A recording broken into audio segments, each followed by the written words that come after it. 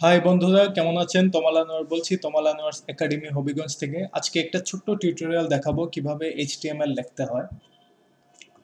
আচ্ছা, এইচটিএমএল লেখা খুবই সহজ।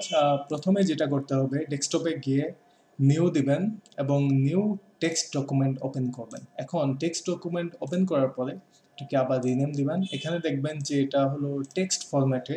আমি এটা টেক্সটটাকে কেটে এইচটিএমএল ফরম্যাটে এটা ওপেন করব। ওকে, এখন একটা কনফার্মেশন আসবে, ইয়েস দিব। আচ্ছা, এখন এটা নিউ টেক্সট ডকুমেন্ট এইচটিএমএল ফরম্যাটে আসলো। এখন আপনি যদি দেখেন যে আপনার এখানে এইচটিএমএল ফরম্যাট এখানে দেওয়ার কোনো অপশন নাই, সেক্ষেত্রে যেটা করতে হবে, সেক্ষেত্রে আপনার কম্পিউটারে যেতে হবে। কম্পিউটারে গিয়ে এটা তো উইন্ডোজ 8, এখানে ভিউতে গিয়ে অপশন দিতে হবে। অপশনসে গিয়ে ভিউ,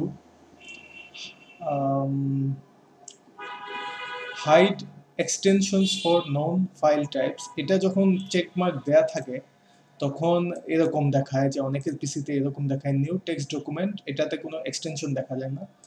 তাই যেটা করতে হবে, অপশনসে যেতে হবে, ভিউ, এখানে হাইড এক্সটেনশনের চেকমার্কটা উঠে দিতে হবে।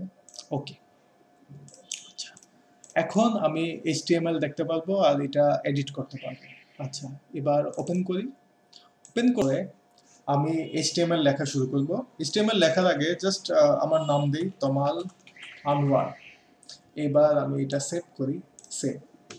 এখন সেভ করে এটা যদি আমি ব্রাউজারে খুলি, ব্রাউজার উইন্ডোটা এইভাবে করি, ব্রাউজারে এই যে বাস দিয়ে দিলাম, এখানে দেখাচ্ছে Tamal Anwar. Just simple text. এখন এটাকে যদি আমি একটু রাখি পাশে, এটাকে যদি আমি আর একটু এডিট করতে চাই। আচ্ছা, প্রথম যেই ট্যাগটা আমি আপনাদেরকে শেখাবো সেটা হলো বোল্ড টেক্সট। কিভাবে বোল্ড করতে হয়। বোল্ড ট্যাগ এভাবে করতে হয় যে প্রথমে একটা এরকম একটা চিহ্ন দিতে হয়। এই চিহ্নটা কিবোর্ডে কোয়েশ্চেন মার্কের পাশেই দেখবেন, এটার নাম হলো লেস দেন চিহ্ন। কিন্তু এই ট্যাগটা, এই চিহ্নটা ইউজ হয় এইচটিএমএল এর সিনট্যাক্স হিসেবে। এখানে দিবেন বি, এরপর এটা ক্লোজ করবেন, আরেকটা ট্যাগ, একটা ট্যাগ হলো বি। এখন এটার ভিতরে তমাল লিখবো, এবার আবার এইভাবে বি লিখতে হবে। এবার শেষের বিটাতে একটা স্ল্যাশ দিতে হবে, এইভাবে করে দিতে হবে। তার মানে ট্যাগটা হবে এরকম। আমি আবার দেখাই।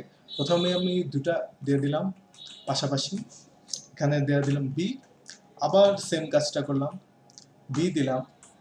এবার একটা ক্লোজিং ব্র্যাকেট দিলাম, ফরওয়ার্ড স্ল্যাশ, এভাবে একটা ট্যাগ কমপ্লিট হলো।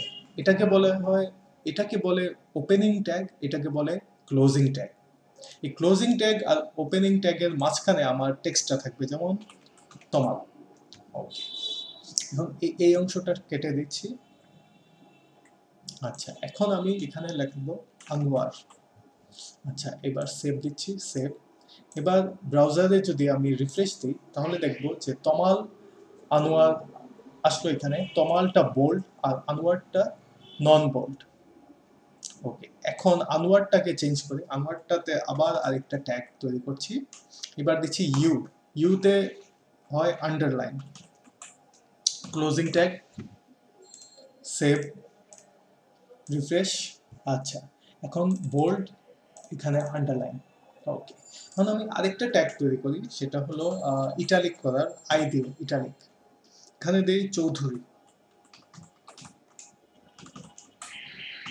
I, save. এবার যখন আমি রিফ্রেশ করব, তমাল আনোয়ার চৌধুরী, এখানে দেখতে পাচ্ছেন একটা হলো বোল্ড, একটা হলো আন্ডারলাইন, একটা হলো ইটালিক।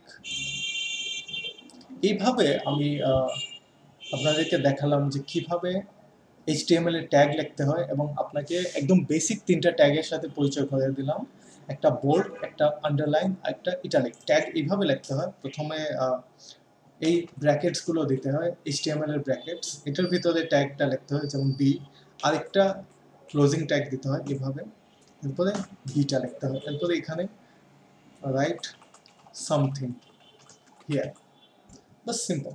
এরপর সেভ করে দিবেন, সেভ, এরপর রিফ্রেশ দিবেন, এরপর দেখেন যে আচ্ছা। এখন যদি আমি আবার রিক্যাপ করি, আমি প্রথমে নিউ দিলাম, নিউতে টেক্সট ডকুমেন্ট দিলাম এবং এই টেক্সট ডকুমেন্টকে এডিট করে .txt ফরম্যাট থেকে আমি HTML ফরম্যাট বানালাম, ইয়েস দিলাম, কেন এটা একই নামে, আচ্ছা এটার নাম চেঞ্জ করে দিই, চেঞ্জ করে এটার নাম দেই মাই ডকুমেন্ট .html, এন্টার, আবার দিলাম ইয়েস।